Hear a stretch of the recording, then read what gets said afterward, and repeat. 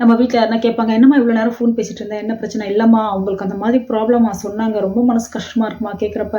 பாருங்களேன், நல்லவங்களுக்கு தான் இந்த மாதிரிலாம் நடக்குது, எப்போ தான் முடியும்னு தெரியல, அதான் ரொம்ப ஃபீல் பண்ணி பேசிகிட்டு இருந்தா, சரின்னு தான் பேசிகிட்டு இருந்தேன் அப்படின்னு நம்ம சொல்லுவோம். அப்போ என்ன ஆகும், சொல்ல சொல்ல நமக்குள்ள அந்த இமோஷனை நம்ம உள்வாங்கிட்டே இருக்கோம். அது பேட்டர்னாக ஃபார்ம் ஆகுது.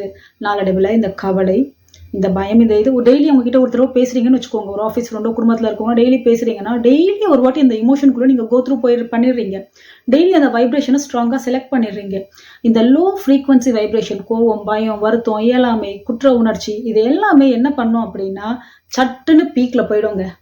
நல்ல விஷயங்களை உணர்ந்து அதை நம்ம சந்தோஷமா போகிறதுக்கு தான் ரொம்ப டைம் எடுக்கும், முயற்சி பண்ணணும். அதே மாதிரி போனாலும் சட்டுன்னு நீர்த்துரும். ஆனால் இந்த நெகட்டிவ் இமோஷன்ஸ் இருக்குது பார்த்தீங்களா, அது பீக்குக்கு போச்சுன்னா அது வந்து சட்டுன்னு நியூட்ரல் ஆகவே ஆகாது. அவ்வளோ ஸ்ட்ராங்காக இருக்கும். ரொம்ப நேரம் ஆகும் அது நமக்கு டவுன் ஆக ஆரம்பிக்கிறதுக்கு. இது முதல் இதுவா.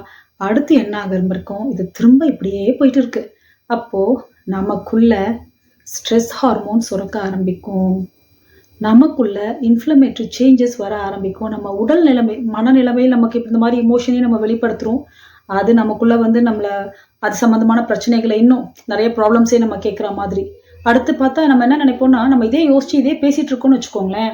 நம்ம இந்த ஃப்ரெண்ட் வந்து நம்ம கிட்ட இந்த ப்ராப்ளமை சொல்கிறாங்க, இதை தான் கொஞ்சம் நாளாக பேசிகிட்டு இருக்கோம். அடுத்து பார்த்தா இன்னொருத்தர் வந்து பேசுவாங்க, அவங்களும் இதே மாதிரி பிரச்சனையை சொல்லுவாங்க. கொஞ்ச நாள் என்ன ஆகும்னா, என்ன நம்மளை சுற்றி எல்லாரும் ஒரே மாதிரி பிரச்சனை சொல்கிறாங்க, எல்லாருக்கும் இந்த பிரச்சனை இருக்குது போல இருக்குன்னு நம்ம நினைக்க ஆரம்பிப்போம். அவங்களுக்குள்ள இருக்க நடந்த நல்லதை நம்ம கிட்ட வந்து ஷேர் பண்றது கம்மியா இருக்கும்.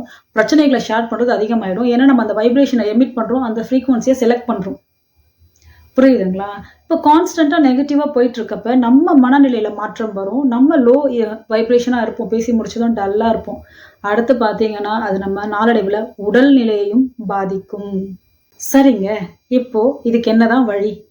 நம்ம தான் க்ளோஸ் ஃப்ரெண்டு, நம்ம தான் ரொம்ப நெருங்கிய உறவினர். நம்மகிட்ட சொல்லாமல் யார்கிட்ட சொல்லுவாங்க? காது குடுத்து கேட்காம போயிட முடியுமா? இல்லை ஒரு பிள்ளையே அம்மா கிட்ட நேரமாக பிரச்சனையே சொல்லிட்டு இருக்க, கல்யாணம் பண்ணி கொடுத்துட்டோம், எப்போ பார்த்தாலும் அம்மாவுக்கு ஃபோன் பண்ணால் குறையே பேசிட்டு சொல்லிகிட்டே இருக்கு.